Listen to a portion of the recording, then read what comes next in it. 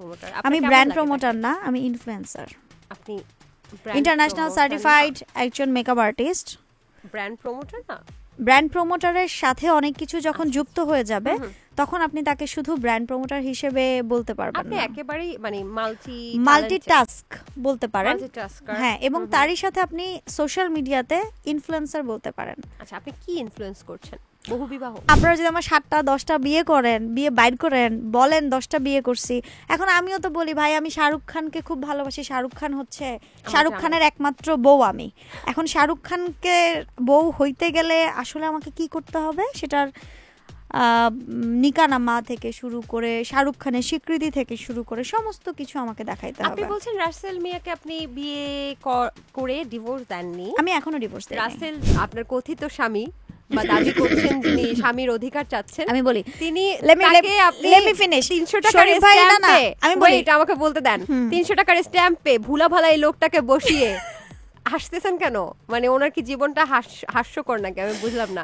একজন ভোলা ভালা এখন গান ব্যাকগ্রাউন্ডে গান বাজতেছে, ভোলা ভালা জাগো এফএম এর অ্যাপ এখন পাওয়া যাচ্ছে অ্যাপ স্টোর এবং প্লে স্টোরে।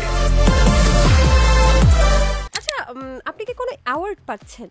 কোত্থেকে? সবাই বলছে কোন একজন ব্র্যান্ড প্রমোটার, একটু সুপরিচিত ব্র্যান্ড প্রমোটার আপনাকে নিয়ে স্ট্যাটাস দিয়েছে যে আপনি মেয়াদ উত্তীর্ণ মার্কেট আউট মানে জিনিস আর কি। মার্কেট আউট জিনিস? হ্যাঁ হ্যাঁ, মানে মানুষ কখনো জিনিস হয় সমৃদ্ধি? আমি জানি না, যে বলছে আল্লাহ তাকে হেদায়েত প্রাপ্ত করুক। জিনিস বলেনি, বলেছে মেয়াদ উত্তীর্ণ মার্কেট আউট একজন। এটা কি মানে মানুষ ধারণা করছে এটা আপনাকে নিয়ে করছে? আপনার কি মনে হয়? আমার কাছে এমন কোনো মানে যোগাযোগের মাধ্যম আসেনি যেখানে আমাকে অ্যাওয়ার্ডে ডাকা হয়েছে বা কিছু। আর বরাবরই আমার কাছে যত ধরনের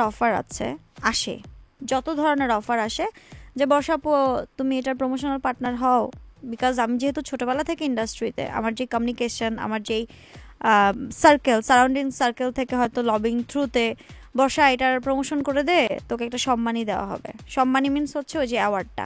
সো আমি বলছি যে না, আমার ভাই এসব সম্মানী টম্মানি লাগে না। যদি আমি এই সম্মানী নিতে চাইতাম আমার ঘর ভরে যাইতো। আমি একটা অ্যাওয়ার্ড পেয়েছিলাম উই থেকে, উইমেন অফ ইনফ্লুয়েন্স ক্যাটাগরিতে। এটা কি রিসেন্টলি পেয়েছেন? না, এটা 2021-এ, কোভিডের পরপর নাকি কোভিডের সময়, হ্যাঁ 2021। আচ্ছা, হ্যাঁ, তো ওইটাই পেয়েছিলাম। ওইটা তারা নমিনেট করেছিল আমাকে, কোনো টাকার বিনিময়ে না, কোনো প্রমোশনের বিনিময়ে না, কোনো কিছু না। সো ওইটা আমার কাছে মনে হয়েছে ওইটা আমার অ্যাচিভমেন্ট। বাহ, চমৎকার। সো আমি আসলে ওই স্পন্সর করে লাইভে যাব, প্রমোট করব, অ্যান্ড দেন অ্যাওয়ার্ড নিব, বিনিময়ে অ্যাওয়ার্ড নিব, সরি ভাই, এগুলোর মধ্যে আমি নাই। আমার কাজের স্বীকৃতি সম্মাননা দিবে স্রষ্টা নিজে। চমৎকার। ব্র্যান্ড প্রমোটার তো আপনি, এবং বারিশা হকও একজন ব্র্যান্ড প্রমোটার। আমি ব্র্যান্ড প্রমোটার না, আমি ইনফ্লুয়েন্সার। আপনি ইন্টারন্যাশনাল সার্টিফাইড একজন মেকআপ আর্টিস্ট। ব্র্যান্ড প্রমোটার না? ব্র্যান্ড প্রমোটারের সাথে অনেক কিছু যখন যুক্ত হয়ে যাবে তখন আপনি তাকে শুধু ব্র্যান্ড প্রমোটার হিসেবে বলতে পারবেন আপনি না। একেবারেই মানে মাল্টিটাস্ক বলতে পারেন। মাল্টিটাস্কার। হ্যাঁ, এবং তারই সাথে আপনি সোশ্যাল মিডিয়াতে ইনফ্লুয়েন্সার বলতে পারেন। আচ্ছা, আপনি কি ইনফ্লুয়েন্স করছেন? বহুবিবাহ?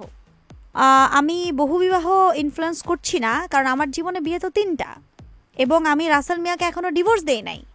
আচ্ছা, এখন আপনারা যদি এটাকে তিল থেকে তাল করে নিয়ে চলে যান, আপনারা মানে সবার কথা বলছি, হ্যাঁ, আপনারা যদি আমার 7টা 10টা বিয়ে করেন, বিয়ে বাইর করেন, বলেন 10টা বিয়ে করছি, এখন আমিও তো বলি ভাই আমি শাহরুখ খানকে খুব ভালোবাসি, শাহরুখ খান হচ্ছে শাহরুখ খানের একমাত্র বউ আমি। এখন শাহরুখ খানকে বউ হইতে গেলে আসলে আমাকে কি করতে হবে সেটার নিকানামা থেকে শুরু করে শাহরুখ খানের স্বীকৃতি থেকে শুরু করে সমস্ত কিছু আমাকে দেখাইতে হবে। আপনি বলছেন রাসেল মিয়াকে আপনি বিয়ে করে ডিভোর্স দেননি? আমি এখনো ডিভোর্স দেইনি। রাসেল মিয়া আমি এখনো অফিশিয়ালি ডিভোর্স দেইনি। বসে বলেছে যে উনি অফিশিয়ালি কোনো কার্ড পাননি বা কিছু পাননি, কারণ আমি দেই নাই। কিন্তু এমনটা দাবি করা হচ্ছে যে আপনি রাসেল মিয়াকে বিয়ে ডিভোর্স দিয়েছেন এবং ডিভোর্স পেপারটাও পাঠিয়েছেন, এবং আপনার ভয়েসেই একটা রেকর্ডিং শুনেছি। তো সবাই বলছে যে এই ভয়েসটা আসলে এআই দিয়ে করা সম্ভব না। ওই ভয়েসটা শুনে আকাশ নিবিড়ের সামনেই রাসেল মিয়াকে ডিভোর্স দিয়েছেন। এটা একটু ক্লিয়ার করি। হ্যাঁ, যে আমি যখন আকাশের সাথে কথা বলি, হলুদ সাংবাদিক বলি, হ্যাঁ, আকাশ না বলি, কারণ সে আন্ডার ম্যাট্রিক। তাকে ডিবি অফিসে যখন ডেকে নেওয়া হয়েছিল, ডিবি অফিস থেকে তার পুরো ব্যাকগ্রাউন্ড এখন টেনে না নেওয়া হয়েছে। সে যাদের সাথে লেগেছে এবং যে প্রকাশ্যে এরকম মানহানি করছে, আমি কিন্তু ইতোমধ্যে মানহানি একটা মামলা করেছি এবং তারই সাথে ডিজিটাল নিরাপত্তা আইনে একটা মামলা হয়েছে, যেটার আদেশ হয়েছে, যেটার জন্য তাকে ইতিমধ্যে যারা খোঁজার তারা খুঁজছে। আমি আমার আইনগত ব্যবস্থা নিয়ে নিয়েছি আমার জায়গা থেকে।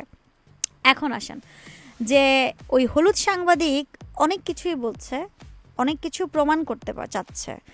এখন তার সাথে কথোপকথনে দেখবেন আমি গালি দিচ্ছি। আপনার কি মনে হয় যে একটা সম্পর্ক যখন হাজব্যান্ড ওয়াইফ হয় তখন অ্যাটলিস্ট সুন্দর করে কেউ কথা বলে না, সারাক্ষণ শুধু গালাগালিই করে? কিন্তু আপনার সম্পর্কে এরকম কথাও শোনা গেছে যে আপনি ছেলেদেরকে, বিবাহযোগ্য যারা ছেলে আছে তাদেরকে তুই তুকারি সম্পর্ক বানিয়ে ফেলেন যেন একজনের কাছে আরেকজন ধরা না পড়ে।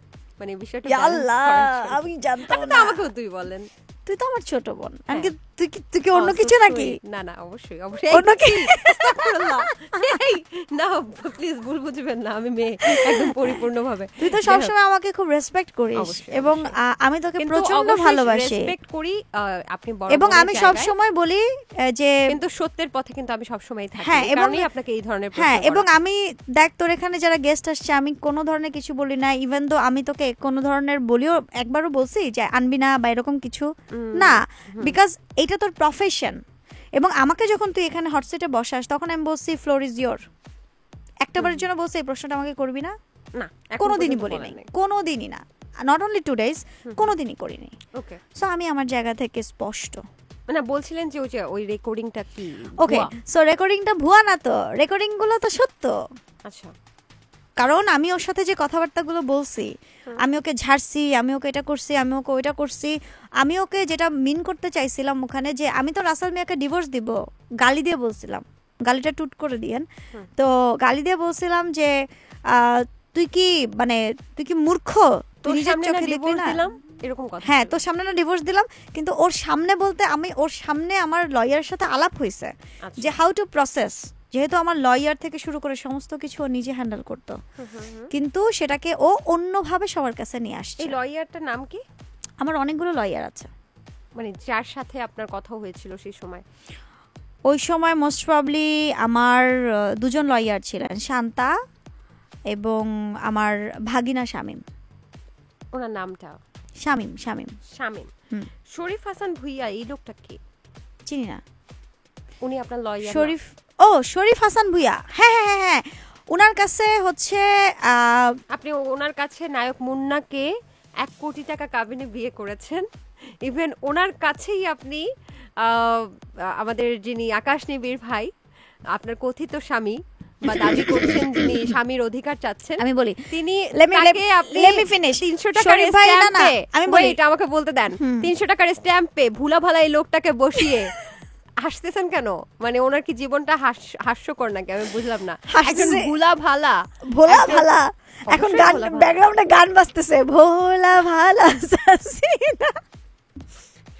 প্লিজ হাসাবেন না আমাকে, আমার প্রফেশনালিজম মেইনটেইন করার জন্য। আমি একটু বলি, বলবেন এই যে ভোলা ভালা লোকটাকে ওই শরীফ আহমেদ ভুইয়া, হাসান ভুইয়া, ওনার সামনে বসিয়ে 300 টাকার স্ট্যাম্পে সিগনেচার করে বিয়ে করলেন, ওনার সামনেই আবার মুন্না খানের সাথে 1 কোটি টাকা কাবিনে বিয়ে করলেন, মানে এই ধরনের কাজ ওনার সামনেই আবার রাসেল মিয়াকে ডিভোর্স দিলেন এবং তারপরে এই লোকটাকে গায়েব করে দিলেন। লোকটা গায়েব হয়ে গেল? হ্যাঁ, লোকটা এখন আপনার কথায় লুকিয়ে আছেন। উনি কাবিন বা ওই যে 300 টাকার স্ট্যাম্প খুঁজে পাচ্ছেন না, ওই লোকটাকে পেলেই সবকিছু বের হয়ে আসবে। তাই নাকি? ওই লোকটা, আচ্ছা এখন বলি শরীফ ভাইটাকে, হ্যাঁ, ঠিক ওনাকেও বিয়ে করে ফেলেন তো?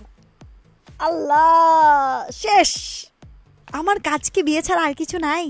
জাতি জানতে চায়। জাগো এফএম এর অ্যাপ এখন পাওয়া যাচ্ছে অ্যাপ স্টোর এবং প্লে স্টোরে।